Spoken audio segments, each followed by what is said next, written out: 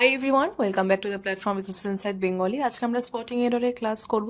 31st class যাচ্ছে আজকে আমাদের এসএসসি ইংলিশ প্র্যাকটিস ব্যাচের। ভিডিওটা শুরু করার আগে তোমাদেরকে জানিয়ে রাখি, তোমরা ভিডিও এন্ড করার আগে একবার অ্যাটলিস্ট আমাদের ডিসক্রিপশনটা চেক করবে। ডিসক্রিপশনে আমরা সমস্ত ইম্পর্টেন্ট লিঙ্কস এবং ইম্পর্টেন্ট সমস্ত ইনফরমেশন দিয়ে রাখি।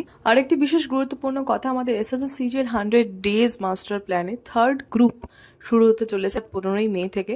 তোমরা আশা করি অলরেডি জানো যে আমাদের ফার্স্ট টার্গেট গ্রুপ এবং সেকেন্ড টার্গেট গ্রুপ চলছে। ফার্স্ট টার্গেট গ্রুপ শুরু হয়েছিল 1 মে থেকে এবং সেকেন্ড টার্গেট গ্রুপ শুরু হয়েছে 8ই মে থেকে। থার্ড ওয়ান শুরু হতে চলেছে 15ই মে থেকে। আমাদের সাথে যুক্ত অ্যাসপিরেন্টসদের অনুভূতি তোমাদের সাথে আমরা শেয়ার করেছিলাম আমাদের কমিউনিটিতে। তারা মাস্টার প্ল্যানে যুক্ত হওয়ার পর যেরকম চেঞ্জেস তারা নিজেরা ফিল করতে পারছে, যেরকম একটা ডাইনামিক এবং পজিটিভ একটা চেঞ্জ এসছে তাদের রিভিশনে, তাদের প্রিপারেশনে, সেটা তাদের কথাগুলো পড়লে পরেই বুঝতে পারবে। আর তুমি যদি সিরিয়াস অ্যাসপিরেন্ট হয়ে থাকো, এবার সিজিএল নিয়ে, তাহলে অবশ্যই তুমি মাস্টার প্ল্যানে যুক্ত হয়েছো। মাস্টার প্ল্যানে যুক্ত হওয়ার জন্য সমস্ত তথ্য এবং লিঙ্ক নিচে ডিসক্রিপশন বক্সে দেওয়া আছে। মনে রাখো 15ই মে থেকে যে থার্ড টার্গেট গ্রুপ শুরু হতে চলেছে তার লাস্ট অ্যাডমিশন কিন্তু মঙ্গলবার অর্থাৎ 14ই মে রাত 9টা অবধি নেওয়া হবে। কেননা আমাদের টার্গেট একদম রাত্রির 12টার সময় দেওয়া হয়, যাতে সারাটা দিন অ্যাসপিরেন্টরা তাদের সময় মতো সুবিধা মতো পড়তে পারে। একদম রাত্রির 12টায় টার্গেট দেওয়া হয় এবং টার্গেট গ্রুপ অ্যাকচুয়ালি শুরু হওয়ার আগে কিছু ইনফরমেশন, কিছু ইনস্ট্রাকশনস দেওয়ার থাকে। সেজন্য আমাদের অ্যাডমিশন কিন্তু রাত্রি 9টার সময়ই ক্লোজ হয়ে যায়। প্রত্যেকবারই এমন হয় যে রাত্রি 9টা বেজে যায় বা 12টা বেজে যায়, এমনকি পরের দিন যেদিনকে টার্গেট গ্রুপ শুরু হয়ে গেছে সেদিনকে হাফ ডেও চলে গেছে, সেদিনকে রাত্রিবেলা এসে কেউ চাইছে যে আজকে আমাকে আজকের টার্গেট গ্রুপে যুক্ত করুন। তো এরকম কিন্তু ক্যাজুয়ালি চলে না, ঠিক আছে? এরকম ক্যাজুয়াল থাকলে পরে কিন্তু সিজিএল ক্র্যাক হবে না। তো এরকম ক্যাজুয়ালনেস রাখাটা একদমই ঠিক নয়। সিরিয়াস থাকলে পরে যুক্ত হয়ে যাবে। মঙ্গলবার অর্থাৎ 14ই মে রাত্রি 9টা অবধি কিন্তু থার্ড টার্গেট গ্রুপের জন্য অ্যাডমিশন নেওয়া হবে। তাই তুমি যদি যুক্ত হতে চাও তাহলে সত্তর কিন্তু নিচে দেওয়া লিঙ্কে ক্লিক করে সমস্ত ডিটেলস জেনে নিও এবং যুক্ত হয়ে যাও। চলো তাহলে আজকে সেশনটা শুরু করা যাক। দেখো ফার্স্ট কোয়েশ্চেনটা কি বলছে, most of the carbon trapping mechanisms that we have identified are based at limit studies. যদি একবারই ভালো করে প্রশ্নটা পড়ো না তাহলে এরর কিন্তু খুঁজে পাওয়া বেশ সহজ, ঠিক আছে? দেখো most of the carbon trapping mechanisms, কোনো অসুবিধা নেই। দ্যাট যেটা কিনা উই হ্যাভ আইডেন্টিফাইড, আমরা চিহ্নিত করতে পেরেছি, সেগুলো কিসের উপর ভিত্তি করে? বেসড, এখানে মাল্টিপল এরর আছে। বেসড অ্যাট লিমিট স্টাডিজ আছে, যেটা কিনা হবে বেসড, কি হয়, ভিত্তি করে, এর ওপর ভিত্তি করে আমরা বলি, তাই না? তাহলে based on are limited studies, not limit, limited studies, ঠিক আছে? তাহলে অপশান নাম্বার লিমিটেড স্টাডিজ কোথায় আছে? Option number C. Option number C হচ্ছে কারেক্ট অপশান। ওকে, নেক্সট দেখবো, দের ইজ নো ডিনাইং, এটা আমরা ডিনাই করতে পারি না, দ্যাট আওয়ার কান্ট্রি ইজ, আমাদের কান্ট্রি ইজ, ঠিক আছে, ইন অ্যান মেজর ইকোনমিক স্লাম্প। এটা তো তোমার পড়ারও প্রয়োজন হবে না, অ্যান মেজর। এবার বলো মেজরের আগে কি অ্যান হয়? এই হতো, তাই না? তাহলে অ্যান এখানে বসবে না, তাহলে কোনটা হবে? না, মেজর ইকোনমিক স্লাম্প হবে। আর অ্যান কোথায় আছে আমরা দেখবো, option number C is the correct answer. Telecom is one of the India's globally recognised success stories. One of the আছে, স্টোরিজ বসবে, ঠিক আছে, কিন্তু দেখো one of the India's globally recognised, India's এখানে একটা অ্যাপোস্ট্রফি পড়বে, ভারতবর্ষের পজিশন বোঝাতে আমরা অ্যাপোস্ট্রফি এস ইউজ করি, ঠিক আছে? তাহলে ইন্ডিয়াজ এখানে একটা অ্যাপোস্ট্রফি বসতো, যেটা কিনা এখানে নেই।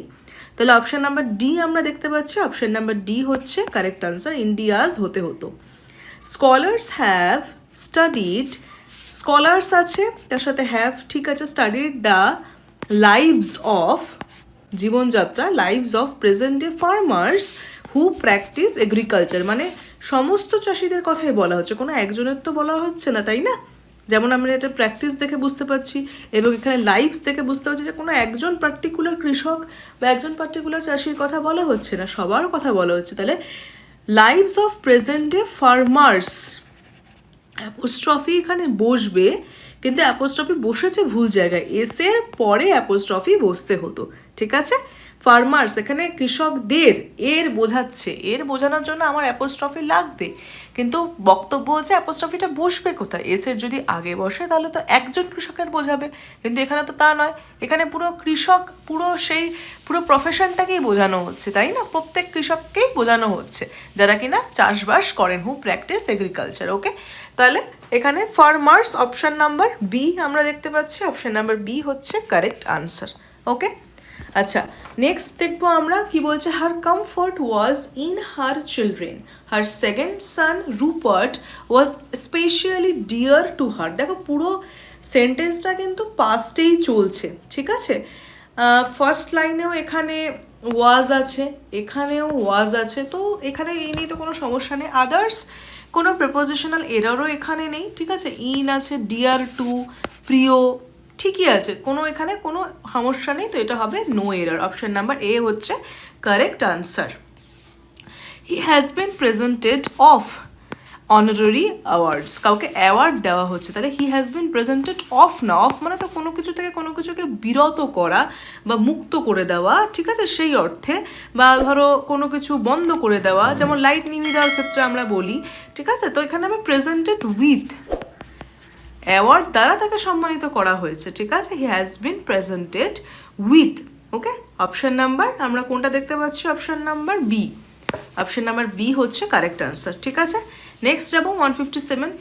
আমাদের এই সেশনটা ভালো লাগলে অবশ্যই কিন্তু ভিডিওটা লাইক করে দিও, ঠিক আছে? আর বন্ধুদের সাথেও শেয়ার করে দিও।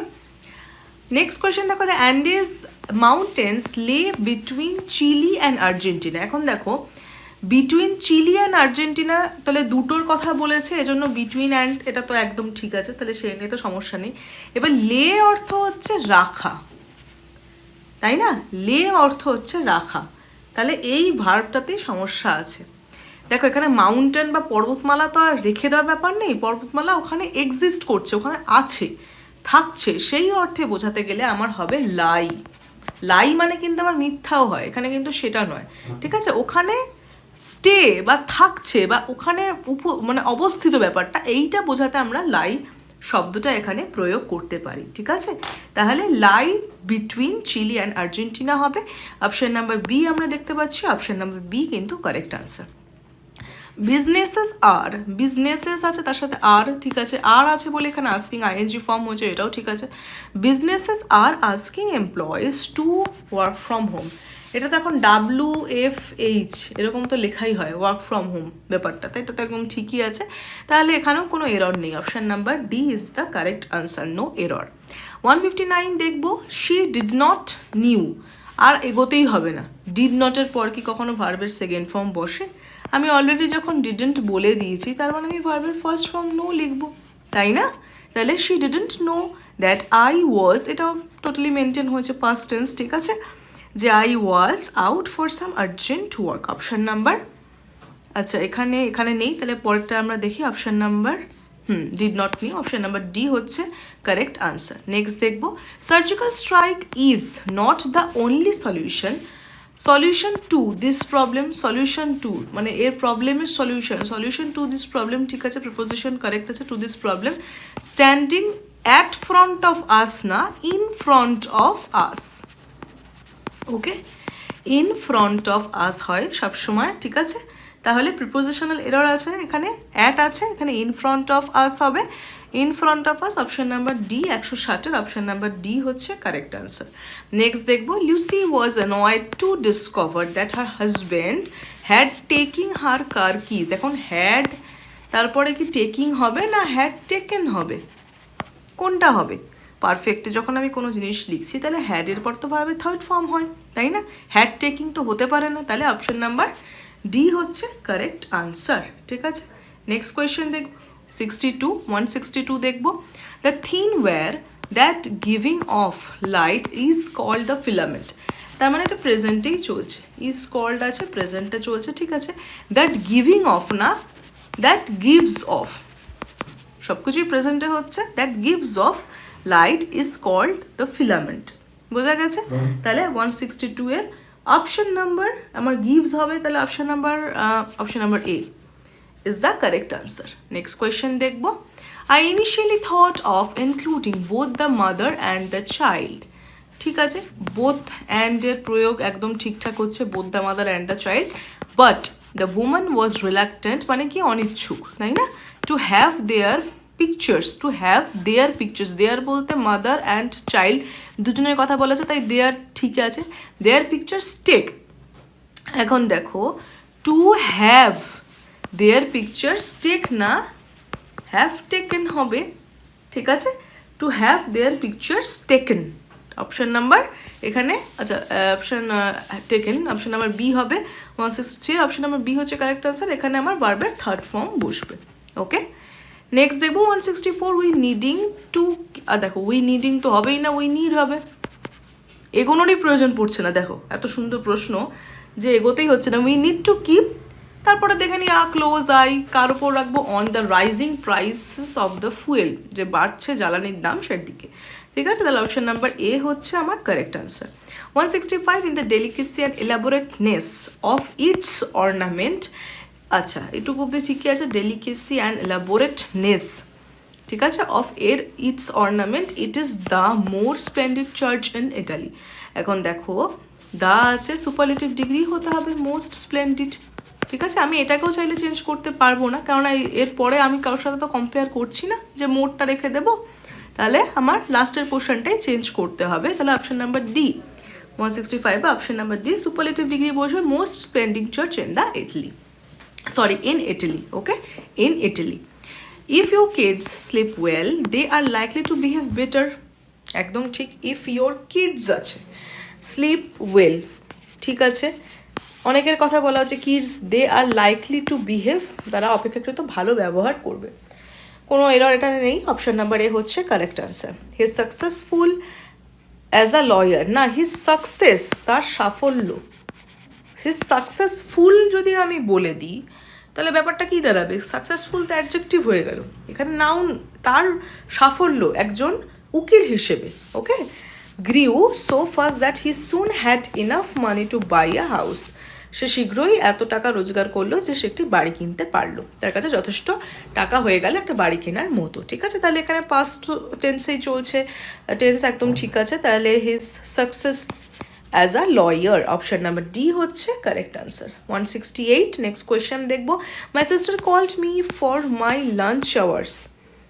আমার লাঞ্চ আওয়ার্সের জন্য আমায় কল করেনি, আমার লাঞ্চ আওয়ার্সে আমাকে কল করেছে, ঠিক আছে, ইন মাই লাঞ্চ আওয়ার্স বা ডিউরিংও বলতে পারো, ঠিক আছে, ডিউরিং মাই লাঞ্চ আওয়ার্সও বলতে পারো, to tell me that she was getting married, একদম ঠিক আছে, শি ওয়াজ গেটিং দিয়ে দিয়েছে, দুটোই টেন্স তোমার পাস্টে চলছে, তো কোনো কিছুতেই প্রবলেম নেই, বাট আমি লাঞ্চ আওয়ার্সে কল করেছিলাম, লাঞ্চ আওয়ার্সের জন্য কল করিনি, ঠিক আছে, তাহলে called me in my lunch hours, okay, in my lunch hours, okay, option number C হচ্ছে কারেক্ট আনসার। নেক্সট দেখবো, other South African cities only had one venue for staging exhibitions or international events at highly standard, এটা তো সেই প্রথম প্রশ্নটার মতো না, multiple error আছে, একটাতেই আছে কিন্তু মাল্টিপল এরর, ঠিক আছে, দেখো আদার সাউথ আফ্রিকান সিটিজ, ঠিক আছে, only had one venue for staging exhibitions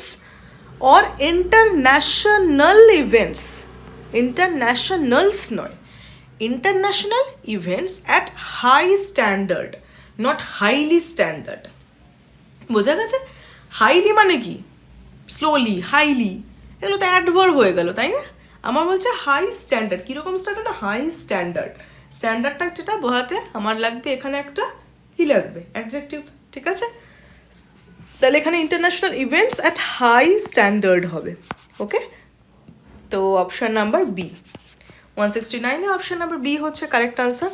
আজকে লাস্ট কোয়েশ্চেন আমরা দেখব 170, I am looking forward to meets you at the convocation party, তো ভীষণই সোজা, প্রথম কথা তো টু এর পর মিটস হতে পারে না, তাই না, হলে পরে মিট হতে পারতো, কিন্তু এগুলো হচ্ছে এক্সেপশনাল কেস, মানে দেখো এই প্রশ্নটাতে তুমি যে এক্সেপশনাল কেসটা নাও জানো, বেসিক্যালি এক্সেপশনাল কেসটাকে লুকিং ফরওয়ার্ড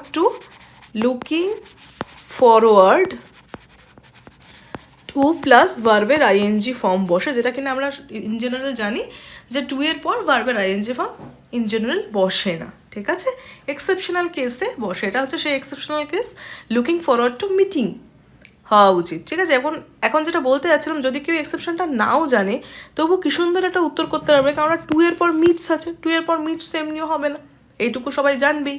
ঠিক আছে, তাহলে বোঝা গেছে তাহলে কোনটা হবে, অপশান নাম্বার এ, 170-এর অপশান নাম্বার এ হচ্ছে কারেক্ট আনসার। আজকে তাহলে আমরা এখানেই শেষ করছি, যেটা তোমাদের শুরুতেই বললাম, থার্ড টার্গেট গ্রুপ যেটা কিনা শুরু হচ্ছে 15ই মে থেকে, আমাদের এসএসসি সিজিএল 100 ডেজ মাস্টার প্ল্যানে যুক্ত হতে চাইলে কিন্তু সত্তর যোগাযোগ করো। লিঙ্ক এবং সমস্ত তথ্য নিচে ডিসক্রিপশন বক্সে দেওয়া আছে। ভিডিওটা ভালো লাগলে অবশ্যই লাইক করো এবং বন্ধুদের সাথে শেয়ার করো, আর চ্যানেলটা অবশ্যই সাবস্ক্রাইব করে দিও, যাতে তোমরা টাইম টু টাইম আমাদের সমস্ত ইনফরমেশন পেয়ে যাও আমাদের ভিডিও এবং কমিউনিটির মাধ্যমে। আজকে আমরা এখানেই শেষ করছি। সবাই খুব ভালো থেকো এবং খুব ভালো করে পড়াশোনা কন্টিনিউ করো। That's all. Thank you.